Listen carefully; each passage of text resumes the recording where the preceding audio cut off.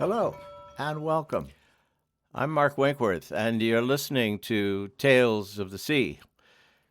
This series is my chance to share some of my favorite stories, poetry, plays, music, and true life adventures inspired by the sea. Along the way, we'll occasionally hear about and meet with some of the talented and courageous individuals who brought some of these tales and adventures to life. I grew up boating on the lakes in Michigan and learned to sail in the waters of Long Island Sound in New York State. I can honestly say being on the water is truly my happy place. That's why it's my pleasure to share and celebrate some of my favorite tales of the sea with you. When it comes to the question of how we will feed a world population estimated to be 8.5 billion people by the year 2030, attention has recently turned to the sea and sustainable aquaculture. Aquaculture is the controlled cultivation or farming of fish, shellfish, and aquatic plants. My guest today is Jeff Auger. Jeff is the Director of Business Growth and Acquisitions for Atlantic Aqua Farms, one of North America's largest growers, processor, and distributor of high-quality shellfish. I wanted to know what Jeff, who is based in Maine and focused primarily on oyster farming, thought about aquaculture practices that are currently in use. The practices that are being conducted, especially in Maine, are some of the best, most sustainable ways to grow food or protein that you could possibly do. So, Maine has always been a leader in regulation and also mitigating any impact that these practices have. And they're doing a tremendous job. So, Jeff, the goal of sustainable aquaculture sounds like it's something that may be within reach. Shellfish aquaculture, in and of itself, I think is completely sustainable because we are not adding anything to the environment. So, sustainability is a term that gets thrown around a lot now and gets used for a bunch of different things. And when I think about, what is sustainable, I guess at the core, it's the ability for something to be maintained over a long period of time, right? Yeah, I guess that means can it be a reliable, predictable food source? Am I saying that right? To me, it's can you grow, protein in that manner and not irreparably harm the environment or some other aspect of society while doing it. And I think shellfish aquaculture is uniquely poised to complete that definition. Jeff, I know you're focused on shellfish, specifically oysters. So your mission is to make sure the farming and harvesting does not harm the surrounding environment. We not only, I would say, don't, harm our space, but we actively improve it. Shellfish are a keystone species in the estuary. Oysters and clams and mussels, not only are critical for the health of the water quality in an area, but can be thought of as almost environmental engineers because they build reefs, they build beds, and on these reefs and beds, they aid in the propagation of a multitude of other organisms. So, in other words, the shellfish themselves help keep the environment in good working order. And what else do these little engineers do? They cause reductions in waves that help with erosion along the coast. And they're a completely natural aspect of our coastlines that have been missing for probably the last 70 to 80 years. So we have a whole generation of people that have sort of grown up not knowing what the natural coastline should look or be like. We're creating an impact that is a net positive for the environment and the community. Jeff, how did this all start with you? Where was the interest born? I know you grew up on Cape Cod, Massachusetts. Did you get interested in the environment at that time?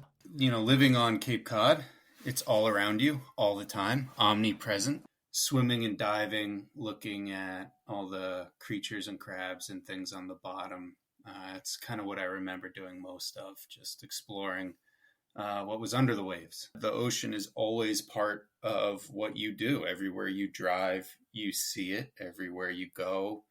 I was used to seeing sunsets and sunrises on the horizon every day. It was really a special place.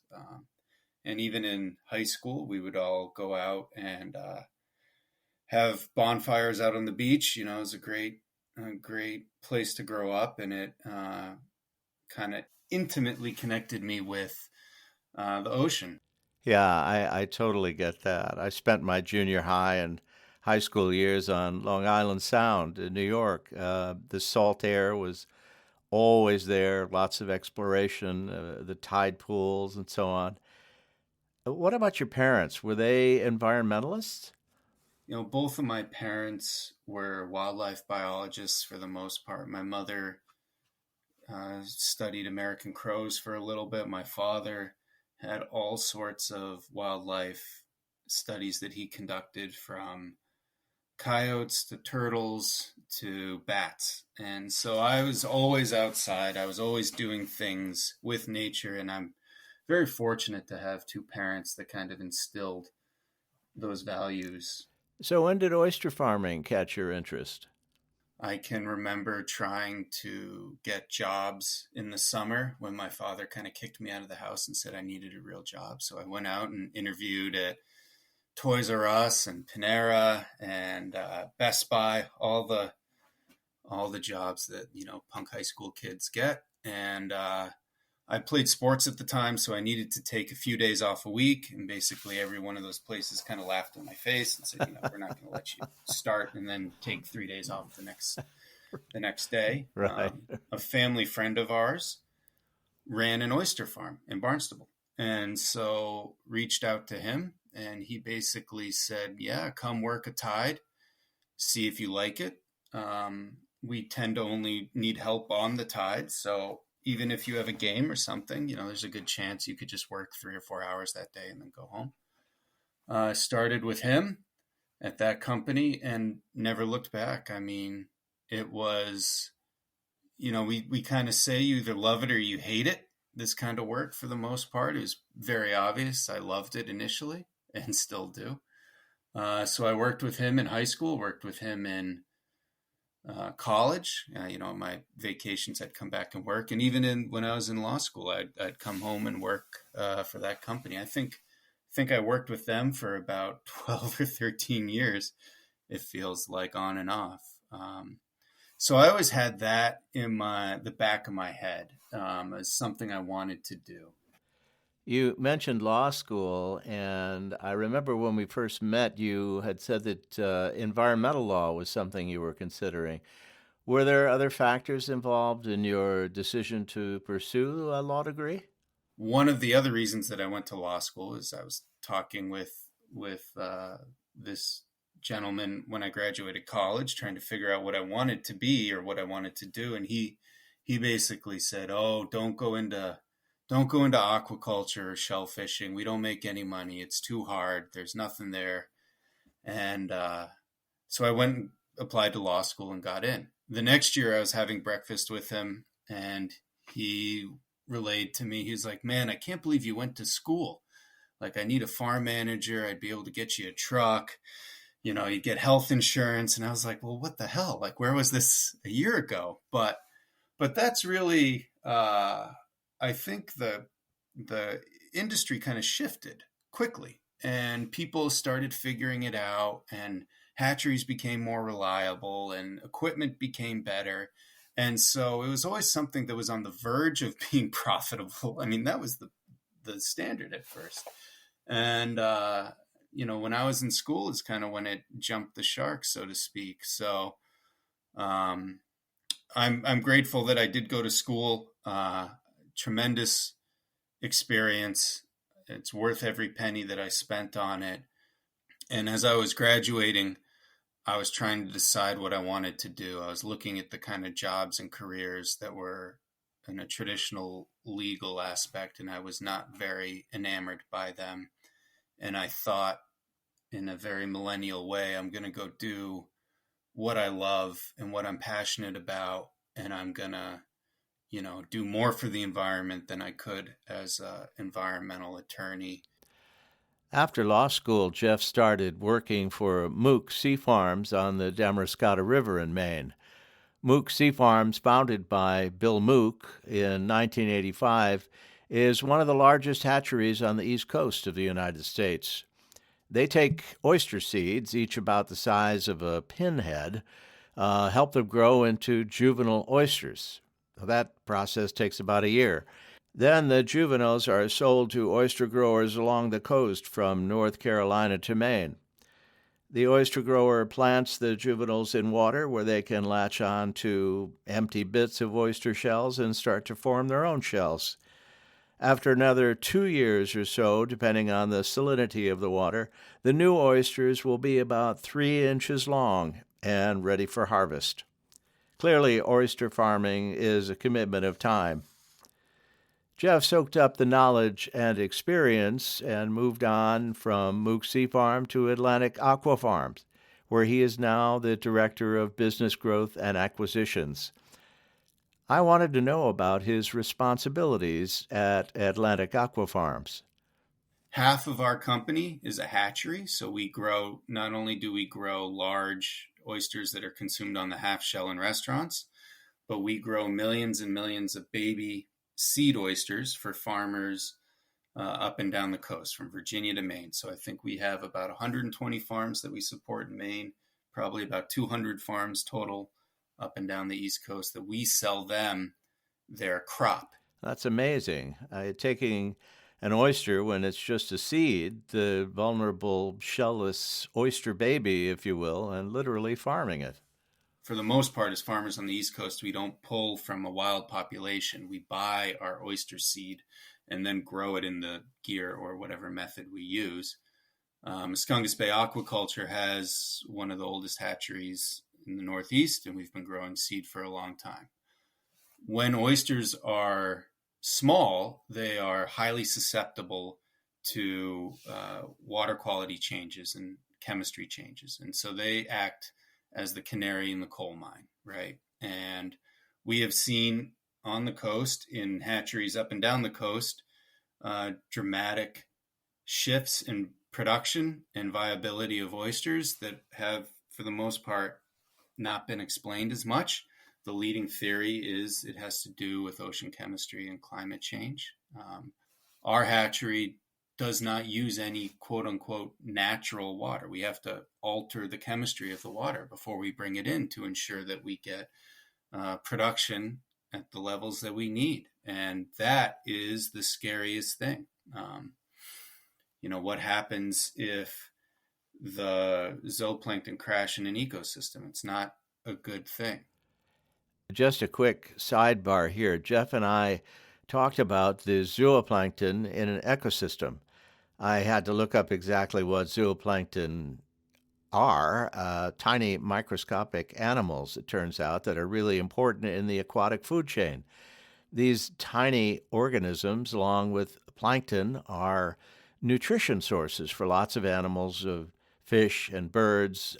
And if zooplankton were not present, the rest of the ecosystem, including humans, would face a catastrophic loss of food. So Jeff went on to say that this source that baby oysters need is being affected by climate change. And I wanted to know what other aspects of climate change might be affecting the shellfish aquaculture business.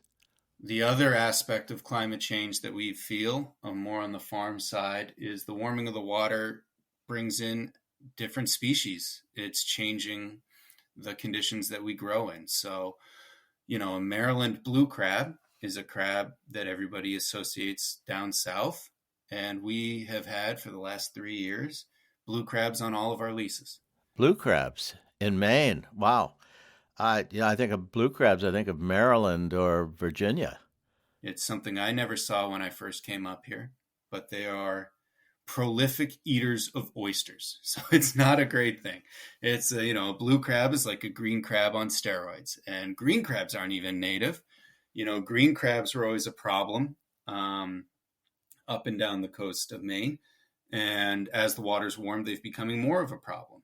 And so between the invasive species that are showing up all of a sudden, our coasts are starting to shift a little bit with the warming of the waters. And so we're going to have to start to deal with that.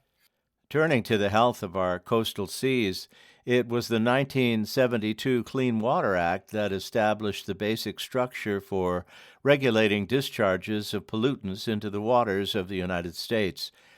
I wanted to know how Jeff regarded this legislation and its impact on the aquaculture industry more than 50 years after its passage. Without the Clean Water Act, we are not farming oysters in the water. It's really that simple. And shellfish, because they're so closely connected to the sea, and because they are, in essence, filters of the waterways, if that waterway is contaminated in any sort of way, you can't eat the shellfish. And so, one good thing I try to tell people when I'm trying to help them understand about water quality and the areas that they live in, so I ask them if they can eat a oyster out of whatever bay it is that they're swimming or living in and boating in. And I think people would be really shocked to look even on the Maine coast and to look at all the areas and all the acreage that's closed to shellfish farming, because either there's a high bacterial level over here from runoff, or there's an overboard discharge over here, or this is close to a septic plant. And in the past, it was, pulp and paper mills and excess pollution and things like that that not only prevented you from eating them, but killed all the shellfish in an area. And so we're experiencing this rebirth of our coastal areas into the productive beds that they once were. And it's truly, I mean, we just had the 50th anniversary of the Clean Water Act this year. And Maine is intimately connected with it because I believe one of our senators at the time, Muskie, was a huge champion of that act. Right. Edward Muskie was, in fact, the governor of the state of Maine and then a senator. He was also Secretary of State for a while. He was the chair of the subcommittee on air and water pollution, working hard to get Clean Water Act principles in place. And it's a little surreal to sit back and think of the opportunity that Maine has and other coastal communities now because of this legislation that occurred. And it's kind of a good marriage of my past with environmental law and also my current with being, an oyster farmer. It's kind of what I think you hope those environmental pieces of legislation do. And it kind of shows that just because you're an environmentalist doesn't mean you're saying, no one's going to have a job and no one's going to work. We're just doing things now in a productive and beneficial way, as opposed to carrying out practices that degrade and destroy the place that we live in. Jeff, it's clear to me that the aquaculture industry has, as you say, a great story to tell, not only in creating jobs, helping the environment, and providing opportunities for young professionals like yourself, but in addressing the critical need to feed a growing population. If you were to look 10, 20, or even 50 years down the road, where and how would you personally like to see the industry grow?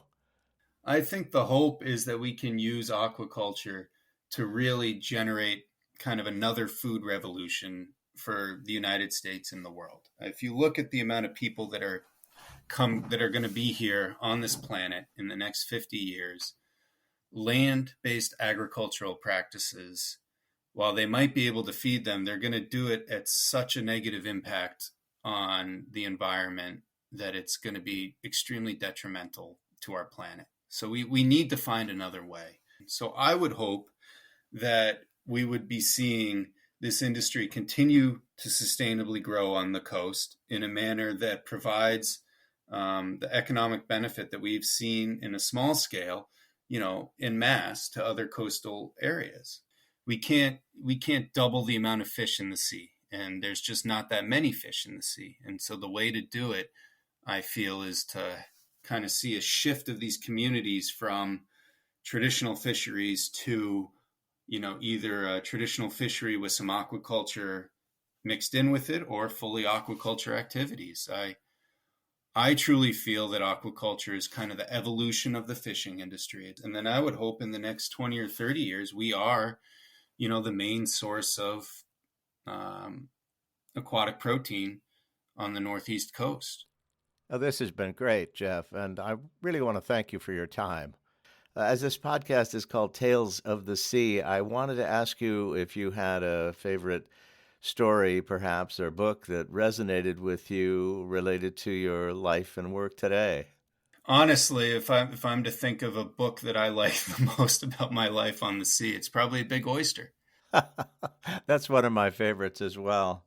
Hearing about oyster carts in Manhattan, much like they had hot dog carts, and then also the recipes in that book where they're like, "Oh, just take a small portion of oysters to make this dish," and it turns out to be like 75 4-inch oysters, right? It's a Right. small portion of oysters, and it blew my mind to think of like what the proportions that people were eating back then are.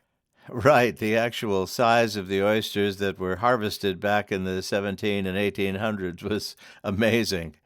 Uh, that book is really one of my favorites as well, and that's Mark Kurlansky's The Big Oyster. I highly recommend the read to everyone, as does Jeff. It's a terrific book. Jeff, thanks again for your time, and all the best to you and your team as you continue your great work on the coast of Maine. Yeah, it was great. Appreciate it as well, Mark. That concludes this episode of Tales of the Sea. I'm Mark Winkworth. If you enjoyed this episode, please tell your friends. And thanks for listening.